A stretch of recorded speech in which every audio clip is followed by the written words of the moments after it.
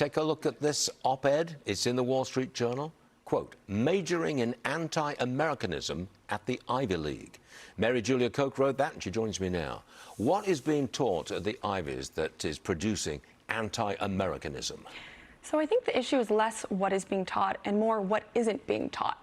We've seen that the Western tradition has collapsed across higher education in recent years. Academic priorities have moved away from teaching U.S. history and Western history in favor of global narratives and a focus on issues of race and gender to examine the past. Most Ivy League schools have also dropped requirements for the great books of the Western canon. So I've spoken to Ivy League students who tell me that it's really hard to find a straightforward class on World War II or on the American Revolution.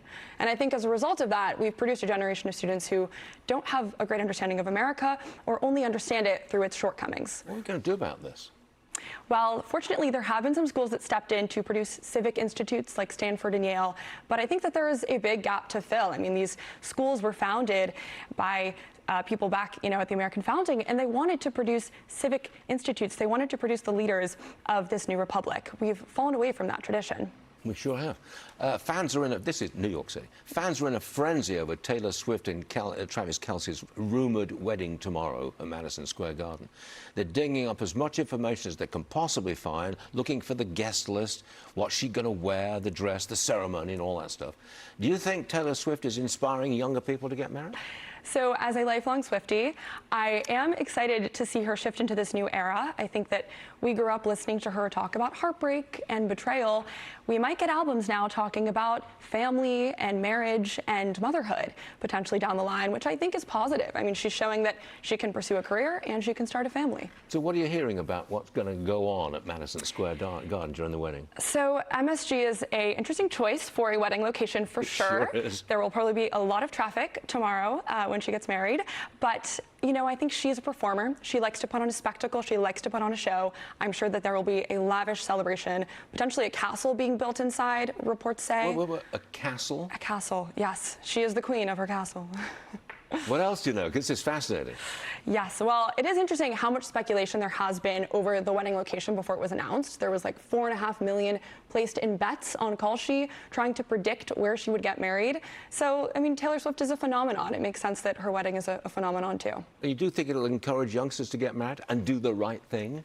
I at least think it'll encourage them to try and find their own love story, right? If there's more positive portrayals of love and family out there, then maybe it won't be as daunting for young people who are more risk averse. I'm surprised at how it's really seized the public's imagination. To me, it's the equivalent of a royal wedding in England. You get the same amount of attention over there to the royals as you're getting for Taylor Swift here. Absolutely. It's an American wedding to royal proportions. You love it, don't you? You really enjoy this. I am excited. Well, you're a New Yorker. Are you going to go and either watch or are you going to be invited? Are you allowed to tell me? I wish I could, find a ticket somehow. I don't think it'll be live streamed, but I'm sure plenty of photos will come out afterwards. And maybe there will be an after party somewhere in New York that people will try and sneak into. So. What do you think of that pair that climbed to the top of the Empire State Building and got engaged? Well, I guess that I'm going to cover it in a second. That is symbolic about the power of love, as their banner proclaimed. Yes. However, again, a strange choice for an engagement and a dangerous one, too. Dangerous? To climb the Empire State Building. Love is love. The things you do for love. Yes, right. Exactly. That is true. Hold on a second. I've got to get to this story. This is the story that went ultra viral yesterday in social media. These daredevils on top of Empire State Building. What do you got? They were just charged. Okay, so this is what we know. They're from New Jersey. They're in their early 30s. They climbed to the very top of the Empire State Building and unfurled that flag that read, "When the power of love beats the love of power, the world knows peace." And then they got engaged. That's very nice, but also illegal. They were charged with reckless endangerment, criminal trespass, plus 6 additional charges. They were arraigned in criminal court moments ago. Neither defendant entered pleas. They are on supervised release. The NYPD unfazed. One officer said 2 geniuses climbed to the top of the Empire State Building. And then another said, it's not some worker changing a light bulb. Nah, it's a male-female dressed in black.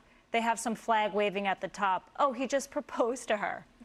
Just another noontime lunch in NYC for the NYPD. They've seen it all. So, Mary Julia, what do you think that's a little harsh, these criminal charges? Gosh, I mean, there's never a dull moment in New York City, especially this weekend. It's 4th of July, Taylor Swift. We've got this going on, the World Cup. You know, it's the city that never sleeps. So. Yeah, but do you want to be in the city this weekend? No, perhaps I'll have to leave. 102 Too much going on. degrees, the Swiftie wedding, good heavens above. All right, Mary Julia, thank you very much for being here.